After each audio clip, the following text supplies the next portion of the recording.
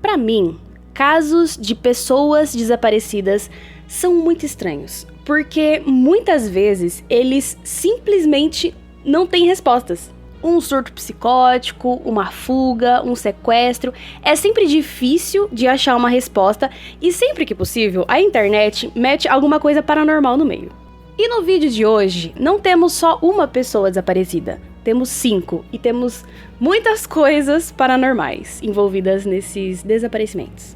Hoje a gente vai falar sobre o Triângulo de Bennington, um lugar onde as pessoas vão para desaparecer.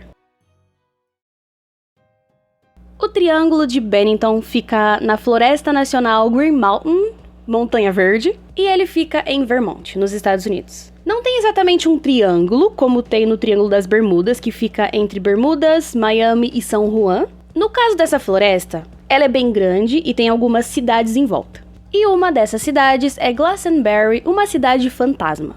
Ela fica no condado de Bennington e um dos lugares mais misteriosos desse triângulo é a montanha de Glastonbury.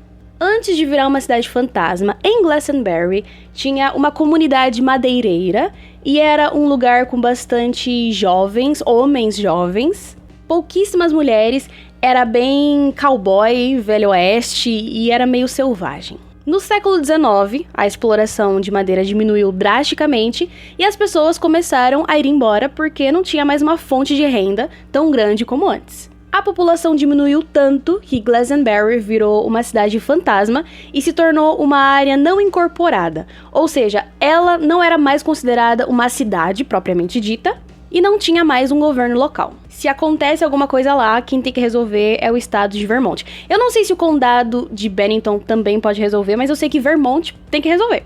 Em 2020, a cidade tinha 9 habitantes. Uma outra coisa sobre essa floresta, sobre esse triângulo, é o miticismo que existe em volta dessa história. Normalmente, em casos de lugares misteriosos, as pessoas sempre gostam de meter algo paranormal no meio ou exageram alguma informação.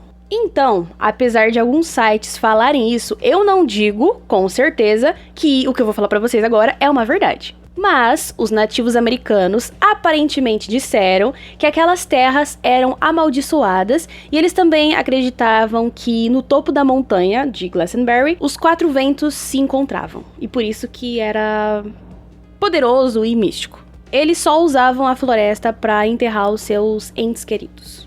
Assim, eu não tô duvidando da crença deles, eu tô duvidando que eles realmente disseram isso. Pode ser que os 4 ventos se encontrem lá e que coisas misteriosas acontecem por lá. Tudo bem, pode ser. Eu só não quero afirmar que eles disseram isso, porque isso é muito sensacionalismo. E foi o que eu mais vi nesse caso.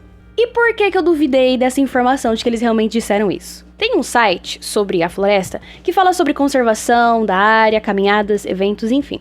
E nesse site tem um artigo que foi escrito por um cara que atua na Comissão de Vermont para Assuntos de Nativos Americanos. Ele diz que o autor Joey Citro, o mesmo cara que batizou a área de Triângulos de Bennington em 1992, e aí depois disso todo mundo tava chamando a área desse jeito, foi ele quem contou esse negócio dos 4 ventos supostamente dito pelos nativos americanos. Aí, o autor do artigo disse que essa informação era infundada e ele também disse, abre aspas, não tem nome sobrevivente para isso na língua original, que provavelmente era marricano, dialeto de algonquiano, próximo ao dialeto de Abenaki, fecha aspas. Enfim, não posso dizer com certeza sobre a parte mística, sobre a parte dos 4 ventos, sobre o que os nativos americanos disseram ou não, se o pé grande mora lá ou não, como algumas pessoas acreditam. O que eu sei é que pessoas desaparecem quando vão pra lá. Eu vou falar só sobre 5 desaparecimentos, porque foram os únicos documentados e um deles é o caso mais conhecido de todos dessa lista, mas tiveram outros desaparecimentos e outros assassinatos na área. O primeiro caso da nossa lista de 5 casos aconteceu em novembro de 1945, quando Mitty Rivers, de 74 anos, desapareceu no meio da floresta. O sumiço dele foi muito estranho, porque ele era um caçador experiente e ele conhecia o lugar, inclusive ele estava liderando uma turma de caçadores quando ele desapareceu. E por ele conhecer a mata e por ele ser experiente, as pessoas esperavam que ele voltasse, mas isso nunca aconteceu. Fizeram uma busca pela área e a única coisa que encontraram foi uma única bala. Talvez ela tenha caído do bolso do Miri, ou ele deixou cair por algum motivo, ou talvez nem fosse a bala dele. Mas essa foi a única pista que eles encontraram sobre esse primeiro caso. O próximo desaparecimento aconteceu em 1946 e de todos da lista, ele é o mais conhecido. Paula Weldon, uma menina de 18 anos, estava no seu primeiro ano da faculdade. Ela morava em Stanford, no Connecticut, mas por causa da faculdade, ela estava morando em Bennington. Ela gostava de botânica, pintura, gostava de tocar guitarra, gostava de ficar ao ar livre, acampar e fazer caminhadas. Ela sempre foi uma aluna muito dedicada, ela trabalhava na faculdade e usava o tempo livre para estudar. E no dia em que ela desapareceu, no dia 1º de dezembro, ela disse para a colega de quarto que ia sair para dar uma volta, para caminhar. Por volta das 2h30, ela foi vista saindo do dormitório e ela estava usando um casaco vermelho, jeans, sapatos brancos e um relógio de pulso. A roupa que ela estava usando não era ideal pro frio que estava fazendo, porque o inverno lá é bem rigoroso. Então, tipo assim, quando ela saiu de casa não estava tão frio, mas depois ficou muito frio. Ela também saiu sem dinheiro ou levou pouco dinheiro. Às 2h45, ela pediu carona para um cara e ela pediu para ele levar ela até a montanha de Glastonbury. Ele disse que deixou ela perto da montanha e foi embora. Outras testemunhas viram ela andando pela trilha. Uma dessas testemunhas disse ter conversado com ela por volta das 4 horas. E ela perguntou para ele qual era o tamanho da trilha, quanto faltava para acabar. Depois disso, ela foi embora e essa foi a última vez que ela foi vista. Começou a escurecer. Tava nevando, como eu disse, o inverno lá era muito rigoroso. E a Paula ainda não tinha voltado pro dormitório. A colega de quarto ficou preocupada, mas ela só foi dada como desaparecida no dia seguinte, na segunda-feira. Ela não apareceu na aula, então a faculdade ligou pros pais dela pra perguntar se eles sabiam onde ela tava, se ela tinha ido pra casa. Mas os pais dela achavam que ela tava na faculdade. E aí, ela foi dada como desaparecida. Quando os alunos queriam sair do campus, eles precisavam assinar avisando que eles estavam saindo e tinham que voltar até as 11 horas. Depois, eles tinham que assinar avisando que eles estavam voltando. A Paula não assinou nem a saída nem a entrada. A polícia começou as buscas pela Paula na floresta, mas eles não encontraram absolutamente nada. A hipótese era de que ela tinha se perdido, se machucado, acabou ficando sozinha na neve. E aí, ela acabou falecendo.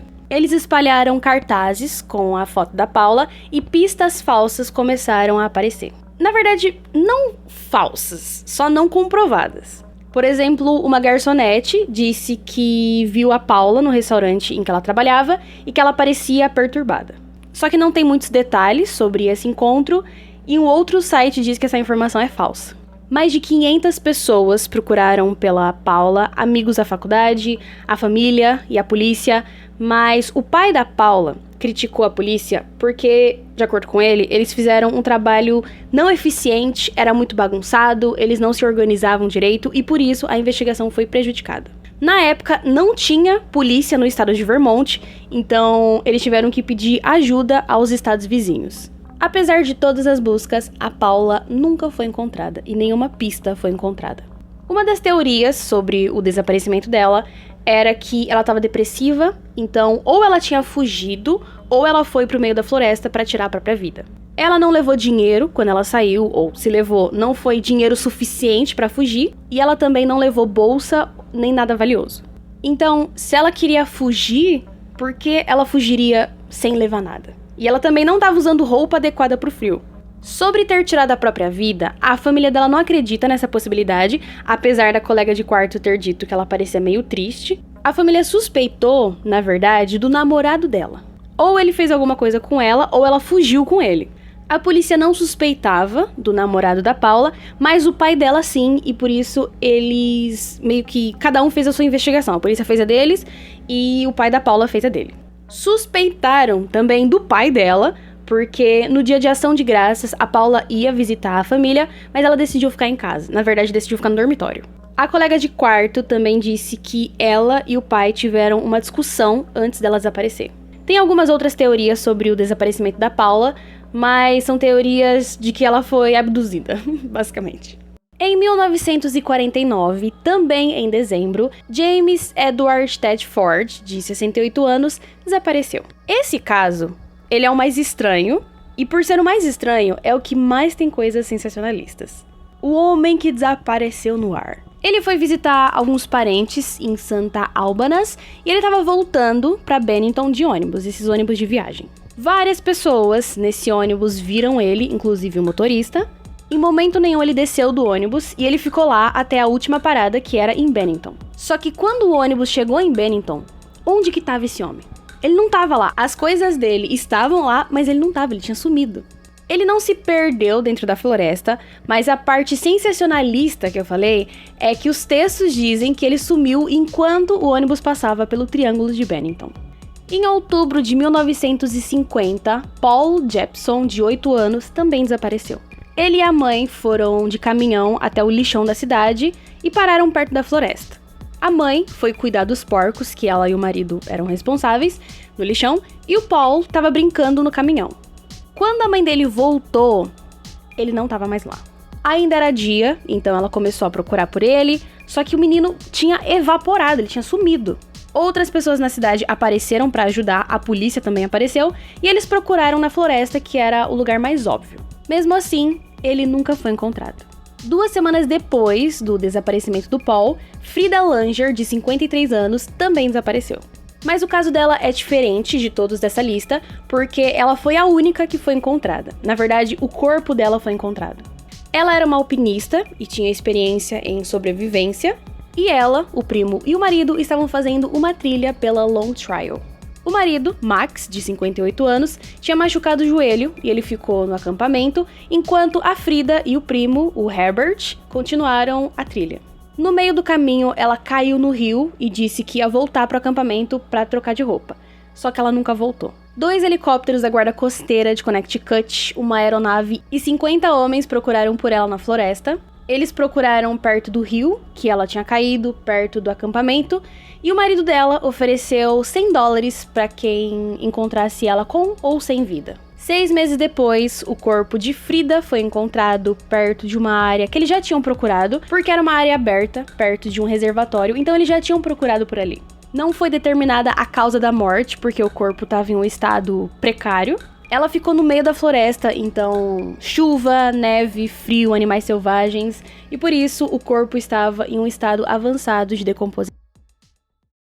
Como eu disse, tiveram outros casos, um avião caiu no meio da floresta, o piloto perdeu o controle, infelizmente o avião caiu e o piloto faleceu. Um professor de música se perdeu na floresta, ele queria compor uma música, curtiu o ar livre, dar uma volta, e aí ele foi fazer uma caminhada no mesmo lugar que a Paula tinha desaparecido. Ele almoçou na floresta e quando ele estava voltando pro carro dele, ele disse que tudo começou a ficar estranho, começou um nevoeiro, ele jurava que ele estava voltando pelo caminho certo, mas começou a escurecer e ele ficou completamente perdido. Ele passou a noite na floresta, ele conseguiu improvisar uma fogueira, tentou manter a calma, mas ele estava nervoso, né? E ele conta que a noite na floresta foi estranhamente silenciosa. Só tinha uma Marta pescadora que ficava fazendo barulho, mas tirando isso, silêncio. Enquanto isso, a noiva dele chamou a polícia, só que as buscas foram suspensas porque tinha muita neblina e estava muito escuro, então eles procurariam por ele na manhã seguinte. Quando o dia amanheceu, ele começou a andar na direção que ele achava ser a certa, até que ele finalmente foi encontrado pela polícia do estado de Vermont, porque agora eles têm uma polícia. Vocês sabem que eu adoro um mistério e eu também curto esse lado meio místico, meio paranormal. Sei também que o ser humano adora criar coisas, fantasias e monstros e criaturas das trevas, porque isso deixa as coisas mais interessantes. É da nossa natureza e quanto mais fantasiosa a história, melhor. Mas eu também gosto de ser uma pessoa racional e eu acho que pra quase tudo tem uma explicação. No caso do Triângulo de Bennington, Eu não acho estranho essa aura mística, essa energia estranha, porque a natureza tem isso, o oceano tem isso, o fundo do mar tem isso, essa coisa meio misteriosa, meio mística, meio que te atrai, sabe? Uma beleza que te arrebata. Mas eu não acho que essa aura mística faça as pessoas desaparecerem. Também não acho que tenha uma criatura mística lá, tipo o pé grande. Eu não sei por que americano gosta dessa história do pé grande. Pra mim é um gorila gigante, basicamente. Enfim, nesse caso do Triângulo de Bennington, é uma floresta. Estranho seria se as pessoas não se perdessem lá dentro. Por mais experiente que você seja, você tá no meio do mato, no meio de árvores, e pra você se perder é muito fácil. Nesses 5 casos, tivemos 2 pessoas idosas, um de 74 e uma de 53. Apesar deles serem experientes, não me surpreende eles terem se perdido, porque eu acho que foi isso que aconteceu. Eles se perderam e não conseguiram achar o caminho de volta. E aí, no caso da Frida, eu acho que ela foi atacada por algum animal selvagem. Temos uma criança de 8 anos e todo mundo sabe que pra uma criança sumir é muito fácil. E isso é triste, porque ou a criança se perdeu na floresta ou ela foi levada por alguém. Porque nós sabemos que criança sozinha na rua é uma coisa complicada, porque existe muita gente ruim e muita gente capaz de fazer coisa ruim. Temos a Paula, que tava sozinha à noite no meio da floresta. Então, eu sinceramente acho que ela foi levada por alguém. E tem o cara que sumiu no ônibus. Eu sinceramente acho que em algum momento ele desceu do ônibus, as pessoas não perceberam que ele tinha descido, e aí o motorista foi embora e deixou ele pra trás. Eram 14 passageiros, e eu não sei você, mas eu não reparo nas pessoas que estão comigo no ônibus, só se ela for bonita ou se ela for estranha, porque aí eu acho que ela vai fazer alguma coisa comigo. Mas no geral, eu não fico reparando nas pessoas, quem sobe e quem desce do ônibus. Às vezes a gente olha, mas assim, a gente não dá muita importância. Eu acho que foi o que aconteceu no caso do... Eu esqueci o nome dele? Ted Ford, lembrei. Eu acho que ele desceu, o motorista não viu, ninguém reparou, e aí o ônibus foi embora e ele acabou ficando pra trás. Isso não explicaria o sumiço dele, porque se ele desceu do ônibus e ficou perdido, ele poderia ter ligado pra alguém. Então eu acho que ele ficou perdido e aí alguém viu que ele tava sozinho, viu que ele era um alvo fácil e infelizmente fez alguma coisa com ele. Enfim, o que eu quero dizer é que, apesar de ser uma história interessante, de uma floresta misteriosa onde as pessoas vão pra desaparecer e não sei o quê, eu acho que não passa disso, uma floresta. Pessoas se perdem na floresta. Florestas ficam escuras e ficam assustadoras durante a noite. Tem animais selvagens, tem pessoas estranhas que andam pela floresta durante a noite. Então eu acho que no fim tem mais explicações lógicas do que fantasiosas. Mas é claro que você pode acreditar no que você quiser.